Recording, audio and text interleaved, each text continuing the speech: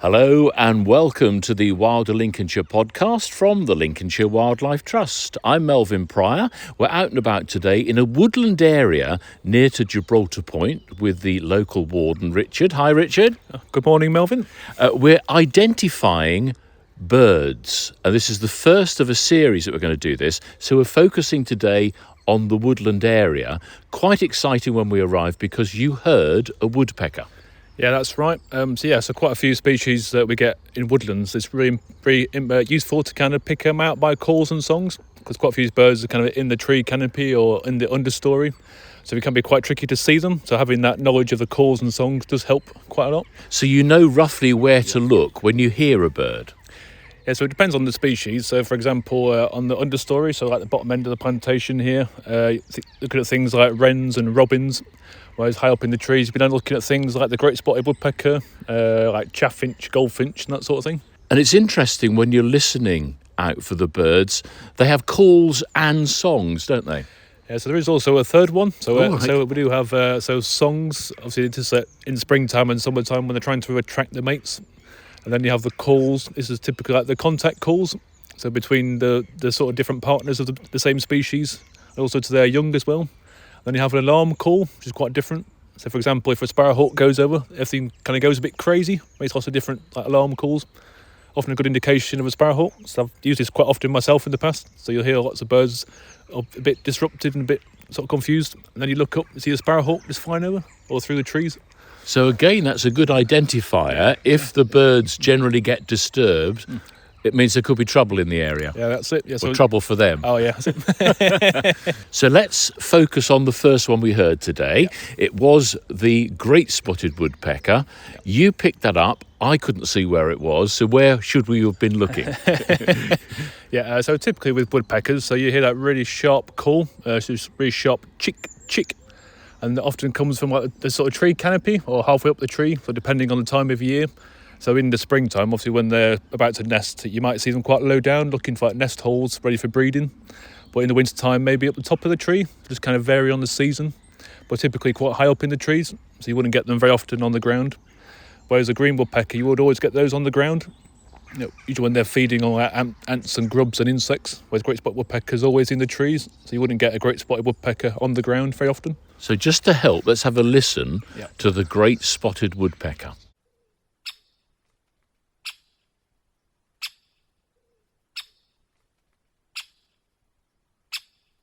Very distinguishable call there. And when we saw the woodpecker, well, actually, there was a pair. Yeah, there was. Yeah. So again, this time of year when they're about to nest, you can see. So last week we had up to 3 birds, so chasing each other around. So it could be 2 males chasing 1 female, potentially. Now, the great spotted woodpecker, you mentioned the green woodpecker. Yeah. Very different sort of bird. Yeah, very much so. Yeah, so as the name suggests, so great spotted woodpecker, so black and white woodpecker. And then obviously green woodpecker's quite green, ground feeder, great spotted in the trees, so quite different. And again, what about the flight of a woodpecker? Is that something we should look out for? Yeah, so with most woodpeckers, so the size, so typically sort of double the size of a chaffinch, very bouncy or undulating flight. So you see them doing this sort of flight as a bouncing. Boing, boing. You're making a wave with your hand, which is great. So we watched that. And what about the sound of the green woodpecker? Is that different? Yeah, very much so. Yeah, so the great spotted, very much a sharp chick, chick, as we heard on the recording just then. Whereas a green woodpecker, a bit more of a yaffle. So you hear him sort of laughing almost. So let's have a listen then to the green woodpecker to identify this one. Yep.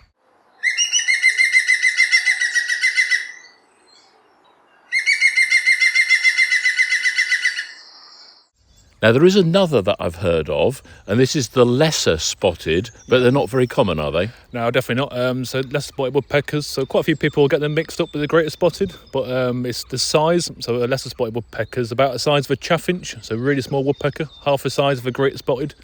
And also in terms of habitat, so very different habitats. So they favour sort of mature forests, so places sort of around here, I guess, got Sherwood Forest in Nottinghamshire, and then you're down to sort of New Forest on the south coast. So in Lincolnshire now, there's no breeding lesser spotted woodpeckers in Lincolnshire. Oh my goodness. Just the habitat change, I suppose, that's put them off. Yeah, a bit of a mystery. There's quite a few sort of factors maybe. So great spotted, they do get obviously interfere and impact the lesser spotted because they're much bigger woodpeckers. Right. So they will outcompete the lesser spotted woodpecker.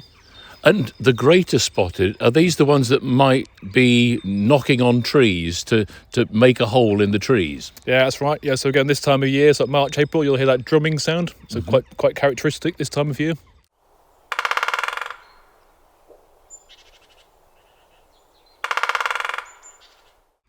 So woodpeckers, something to watch out for in the woodland. People might be able to hear in the background, very dominant sound. We've got, is it jackdaws? Yeah, that's right. Yep, so jackdaw. So you can hear that call, check, check, check. It's quite a characteristic sort of sound this time of year. So quite similar to, obviously you got a few different species of corvids as well in the UK. So the corvid we know known as the crow family.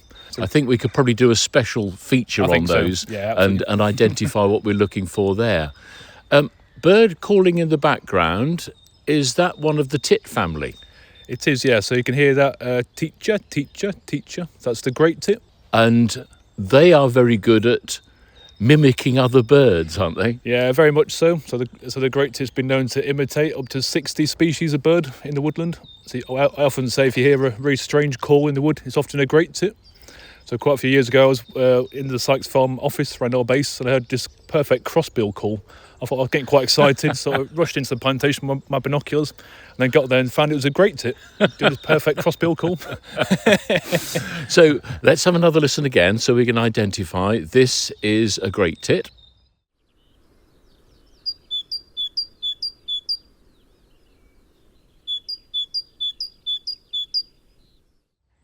So by comparison, the blue tit is another common bird. Different sound again? Yeah, so again, very difficult. So blue tits and great tits. So I've got quite a few people that really struggle with those two, and they can be very similar. So I would say with blue tits and great tits, you need to see them, I think, rather than just kind of rely on that call. So they can be very similar and overlap a little bit. So let's have a listen just to identify. This is the blue tit.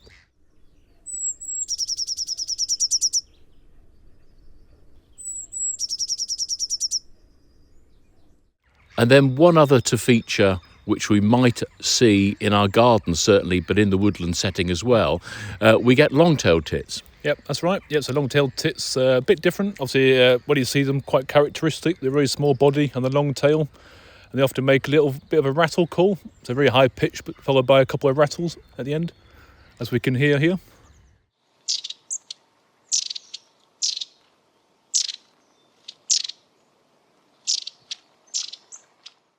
And again with those, we often see those in good numbers, don't we? Yeah, so in the winter, these birds often sort of flock together for sort of safety in numbers. So you can see flocks of sort of 20, 30 long-tailed tits. They also attract things like blue tits as well, and great tits and tree creepers and quite a few different species, and gold crests as well. Whereas this time of year, you often get them in the pairs. So now they're back to nest. There's been sort of single pairs this time of year. So a good time to actually go out and try and identify some of the birds, because we haven't got all the foliage on the trees. So you can identify what we're looking at. And as we were coming through to the woodland area here, you picked up a sound. I don't think I've ever seen one like it before, a gold crest. Yeah, that's right. Yeah, so the gold crest got really high-pitched call. So we do have with bird songs, we have a song and a call. So the songs typically their display call. So that's what they use to attract the mates. Then have also a call. This is more of a contact call. So once they've established a pair, they're using that call to contact with their partners or their young chicks as well. So we get different calls at different times of the year? Yeah, very much so. So songs very much spring and summer. Some species, you can get songs in the sort of winter. So for example, with robins, quite a few robins come across the North Sea from Scandinavia. So quite a few robins kind of then try and take up the territories of our UK breeding birds. So our robins then establish in those territories during the winter. That's why you hear them singing so much in the winter. So we might think that the robin in our garden is the same all year round, but it actually could be a different one that's moved in. Yeah, very much so. Yeah, so from sort of October through to March, lots of Scandinavian birds come across here for the winter. That's not just robins, it's also things like blackbirds, song thrushes, fieldfares, redwings as well. They also come into your gardens. So let's focus on the robin. Yep. Beautiful bird, Yep. associated with Christmas. That's it. But what about the sound? What are we listening out for with a robin? Yep. So two things. So with the robin song, it's very, very rich, quite sweet song.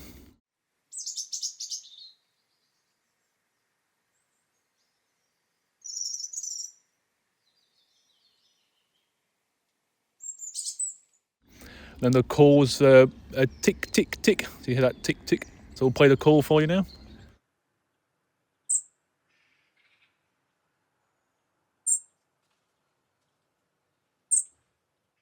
And again, he's an easy one to identify. If you're sitting on a branch nearby, you will know. Sometimes, robins will actually come quite close to you as well. Yeah, so particularly during the sort of winter period as well. So when the food's quite scarce in the woodlands, for example, they will come to your hand and into your gardens for the seed. So I've seen people actually feed robins in the hand as well. So a bit of like wild bird seed in the hands. The robins actually come onto their hands and fed out of their hands.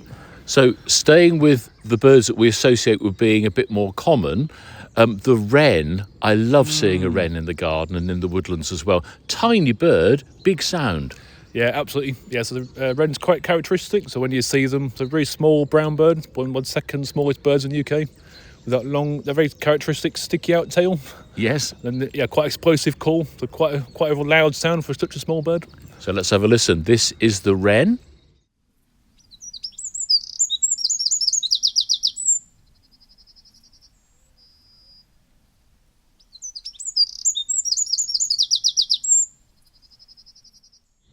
And another bird that I notice seems to be quite secretive on the ground, is that the Dunnock? That's right, yeah. So the Dunnocks are, again, quite common in the garden. So you see these, if you've got like a bird table in your garden, you'll see these feeding on the ground, or even on top of the bird table as well. So they don't tend to feed from bird feeders, but do kind of keep to the ground quite often. And again, the sound of a Dunnock? And so it's described as fast, hurried warbling. Right. So we'll play the call now.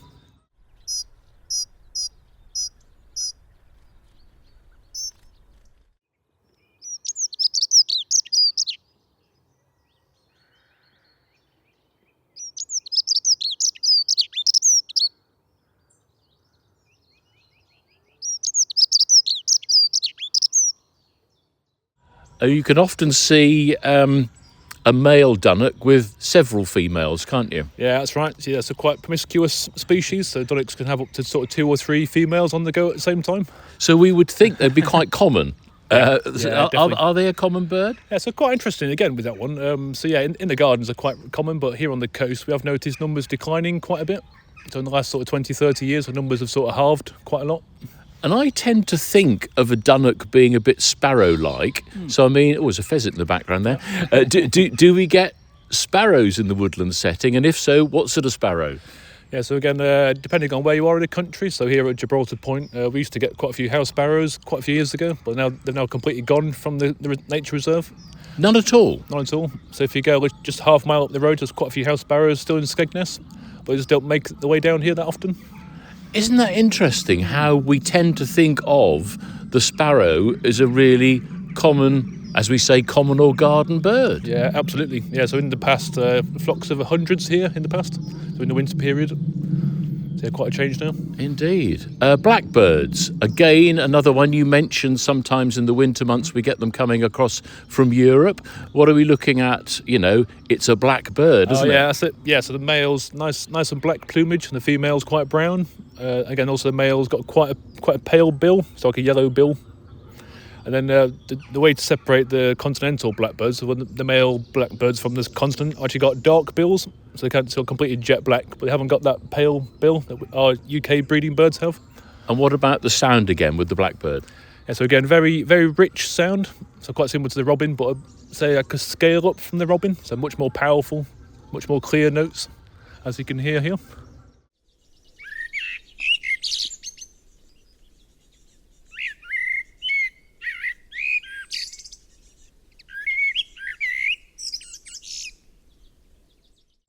And then staying with a bird similar size, dare I suggest, to the blackbird, could we go into thrushes? Because I've noticed, sometimes a thrush might be right at the tip top of a tree.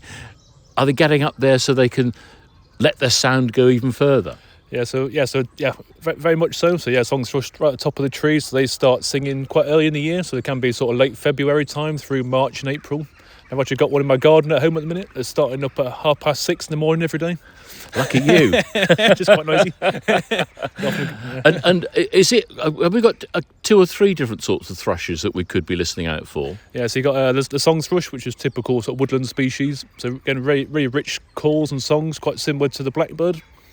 And then you have the song thrush, more woodland species, with the mistle thrush a bit more sort of open parkland. So like big country estates, they're quite common. So let's have a listen first of all to the song thrush.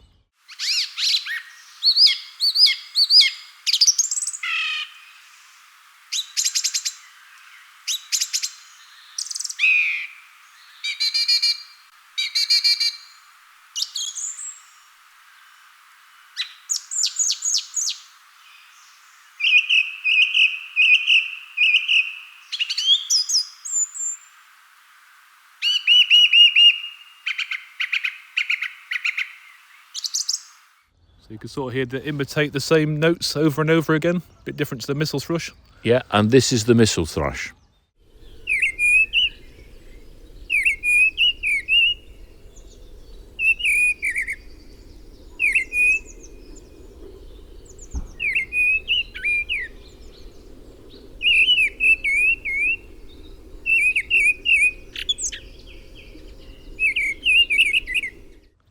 Again, quite a rich song, so quite similar to the blackbird. And I do struggle myself to separate the blackbird and mistle thrush, even after 20 years of bird watching. Really? But as soon as you see them, you know the difference. Definitely. The other thing we tend to think of in a woodland setting, pigeons. But of course, we're used to seeing pigeons in our towns and our villages. Are they different pigeons in the woodland setting? Yeah, so in the woodland you get often the classic sort of wood pigeon, whereas in your gardens at home you might get things like the doves. So these are sort of derived from the sort of racing pigeons. They come in all different sort of colours and all shades of colour. So they're doves. So yeah, doves and pigeons. So pigeons much bigger, sort of double the size of a typical dove. So yeah, again in the woodland here, quite common breeding birds. They also migrate as well. The wood pigeons come across from the continent. So we've had days here of 8,000 wood pigeons migrating through in the morning. Oh my goodness. So there's a big number coming through. Are they the ones that might be on the fields disturbing some of the crops as well? Yeah, that's right. Yeah, so on the neighbouring farmland here, on the arable land, quite a few farmers do go drive around in the mornings and scale the pigeons off their fields. So you can see quite big flocks coming off the fields. And then changing size again with the birds that we're looking at, what about finches? Do we get many finches in the woodland setting? Yeah, we do indeed. So two sort of typical species are the chaffinch and the goldfinch. You do get greenfinch sometimes, but more parkland or in your gardens as well. So not so much woodland species, greenfinch. And again, will you be able to identify, you personally, one finch to another finch? Have they got very distinctive calls? Yeah, have indeed. So the chaffinch, so quite a rich song, quite a nice song. But you do find chaffinches do favour sort of mature trees. So if you've got quite a biggish garden and you've got quite a good mature trees there, you might get chaffinches in your garden. So let's have a listen. This is the chaffinch.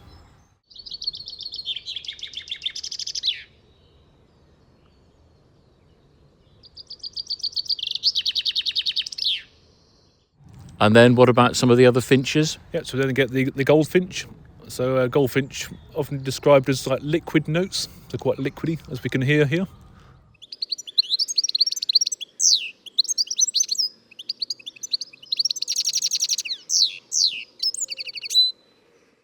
Really good. And again, identifying where that sound is coming from will then help you to train the binoculars and identify what it actually is. Yeah, absolutely. Yeah, so things like chaffinches, so you're looking sort of towards a tree canopy, sort of halfway up the tree to the top of the tree. So you wouldn't get a singing chaffinch on the ground, always quite helping the trees.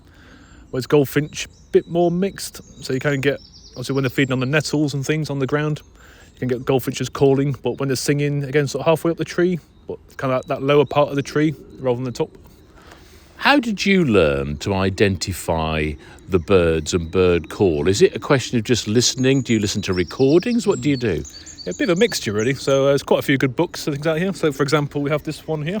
This is the Bird Songs book. Oh, it's got a built-in audio side to it. Yeah. And so in the book here, we've got up to 150 different bird songs and vocalizations. So if you go into the book, you can then check.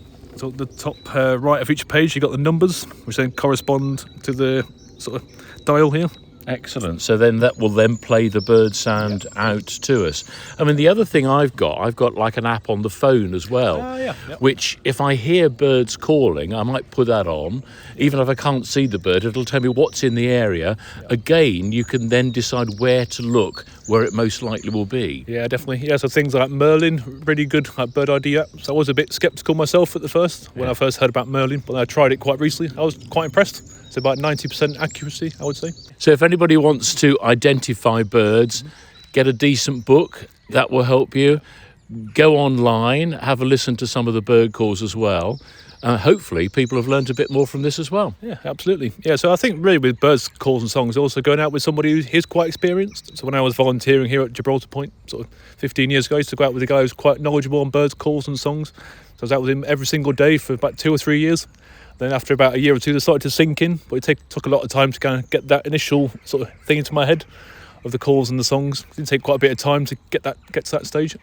Well, I've certainly picked up an awful lot from you today, so thank you very much indeed. Looking forward to this becoming part of a series where we try and identify some bird song. And if you'd like to know more, go to the website, the Lincolnshire Wildlife Trust, and we'll be back with another podcast in another month's time.